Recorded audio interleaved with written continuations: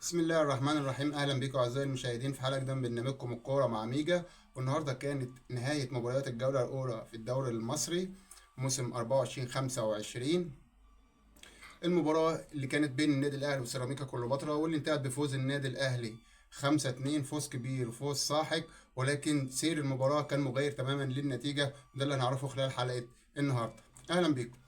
اللي شاف مباراة الأهلي النهاردة الشوط الأولاني غير الشوط التاني تماما، يعني لو شفت المباراة الشوط الأول بس وما كملتش بقية المباراة هتكون متأكد وواثق إن الأهلي خسر وبنتيجة يمكن كبيرة كمان. لكن الواقع غير كده. الشوط الأولاني النادي الأهلي كان نازل ولا بيدافع ولا بيهاجم، تحس إن هو كده يعني واقع في التسلل كده، لا بيدافع بنظام ويلعب على الهجمة المرتدة ولا هو بيهاجم والجيم مفتوح. ولكن في نهاية الشوط الأول كانت النتيجة 2-1 على عكس سير اللقاء تماما. اللي شاف مباراة النهاردة هيعرف إن الشوط الأول كان غير الشوط الثاني تماما تماما، ويمكن كان سيراميكا كان متسيد اللقاء بالكامل خلال الشوط الأول. نفس اللي حصل في مباراة الأهلي وسيراميكا في كأس السوبر المحلي اللي كان موجود في الإمارات. ولكن الشوط الاول انتهى 2-1 لصالح النادي الاهلي بالهدفين اللي كان جابهم وسام ابو علي وحسين الشحات. من خلال احداث الشوط الاولاني هتلاقي ان النادي الاهلي نص الفريق تماما يعتبر ما جاش اللقاء اصلا وغير جاهز ذهنيا ولا بدنيا. يعني تقريبا نص فريق النادي الاهلي ما كانش حاضر خالص، واللاعيبه تحس ان هي مش قادره خالص.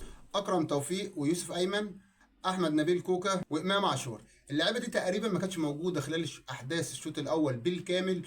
ويعني الاهدافين اللي جابهم النادي الاهلي كانوا باخطاء ساذجه من دفاع سيراميكا كليوباترا، وخصوصا الهدف الاول اللي احرزه حسين الشحات. ما تعرفش ايه اللي حصل بين الشوطين والدش الساخن اللي اخده لعيبه النادي الاهلي، ونزلوا الشوط الثاني بصوره مغايره تماما للي حصل في الشوط الاول، وسيطرة كاملة للنادي الأهلي على المباراة من كافة الاتجاهات.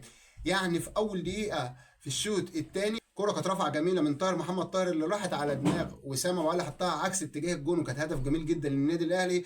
أصبحت النتيجة 3-1، وبعد الهدف ده النادي الأهلي ضيع انفرادين تامين، وكوره ما تضيعش من امام عاشور، ولكنه شاط الكوره بقوه زياده عن اللازم، وكان ممكن يقدر يحط الكوره دي بليسنج من فوق الجون او اي طريقه. الجون كان كله فاضي لكنه استخدم القوه، عشان كده الكوره جت في العارضه وطلعت بره. لكن النادي الاهلي اصر في هجومه وقدر يجيب الجون الرابع، وقدر يجيب كمان الجون الخامس. بعد كده سيراميكا جاب الهدف الثاني وانتهت المباراه 5-2 في مباراه يا ريت كل فرق الدوري المصري تبتدي تلعب الكوره دي زي ما سيراميكا بيلعب كوره. سيراميكا جاي بيلعب جيم مفتوح قبال النادي الاهلي وبيتبادل السيطره مع النادي الاهلي وهجمات وبيجيب اجوان وبيضيع اجوان.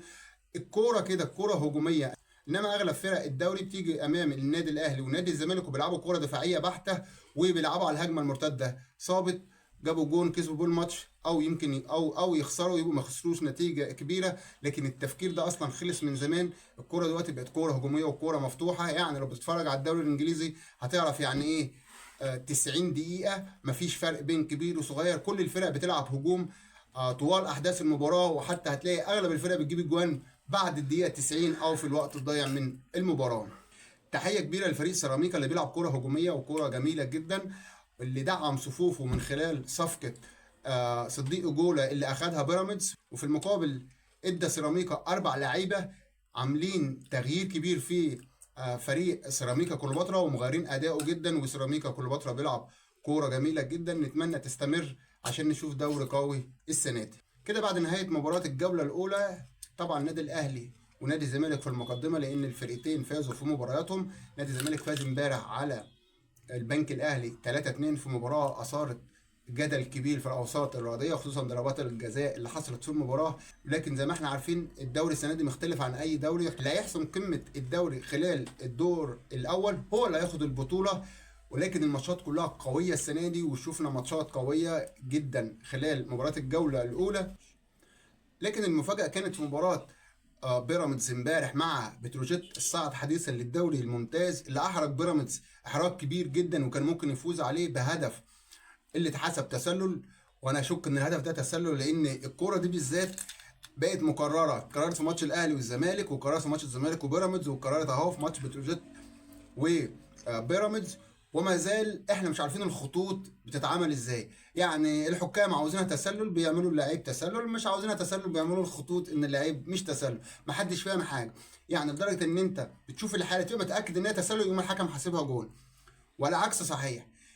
بنشوف نفس الحالات دي في الدوري الانجليزي، ولما بنشوفها بنقول مثلا تسلل تطلع تسلل، او مش تسلل تطلع مش تسلل. انما عندنا في الدوري المصري زي ما انت عارف كل حاجه والعكس. بدايه الى حد ما غير موفقه للتحكيم المصري خلال الموسم ده، لكن نتمنى نشوف موسم قوي، وبدايته فعلا كانت قويه. نتمنى يستمروا على هذا الاداء، واتمنى الحلقه تكون عجبتكم، واشوفكم في حلقه قريبه ان شاء الله في الكوره مع ميجا.